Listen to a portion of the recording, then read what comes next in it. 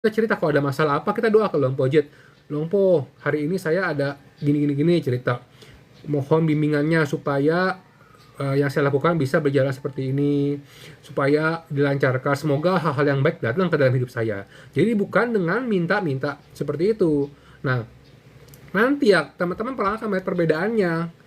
Kalau kita mulai dengan thankful, ya kita nggak minta macam-macam. Biasanya ada aja dadakan tuh rezeki yang masuk, ataupun bukan, nggak selalu dalam bentuk uang ya, kadang-kadang ya, opportunity, relasi baru, ya itu penting banget. Sekarang orang-orang pada ribut, oh di Indonesia susah kalau ada orang dalam, ya sebenarnya nggak perlu orang dalam juga, bisa juga orang luar, tapi orang yang bisa langsung punya direct connection ke sana.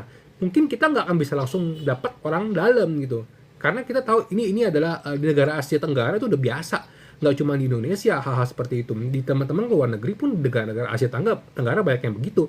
Nah, yang paling penting ketika kita pakai amulet adalah kita dipertemukan dengan orang yang baik. Nah, orang baik inilah yang bisa berkontribusi ke kita, asalkan kita juga baik.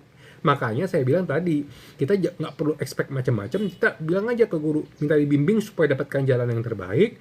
Saya terima apapun yang diarahkan kepada saya akan menjalaninya gitu. Nah, semoga hal-hal yang baik datang ke dalam hidup saya.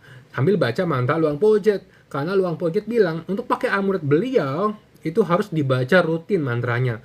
Jadi, jangan entar dibaca, entar enggak. Jangan entar dipakai, entar enggak. Yang kayak gitu nggak bisa konsisten, nggak bisa mendapatkan maksimal gitu loh. Doa itu, baca kata itu, pakai amulet itu adalah bagian dari upaya. Bagian upaya. Kalau kamu duduk aja untuk baca kata aja males, itu namanya nggak punya effort, nggak punya usaha gitu ya. Dikira orang doa itu baca kata gampang. Enggak, baca kata tuh bukan cuma mulut was was, tapi pikirannya, batinnya itu harus connect dan fokus jadi satu. Itu akan masuk ke kondisi yang namanya samadhi. Kalau kita membacakan kata, membacakan mantranya, doanya dengan posisi pikiran dan batin yang fokus dan samadhi, itu baru kekuatannya berlipat ganda, bisa membantu amulet untuk memanifestasikannya ke dalam hidup kita.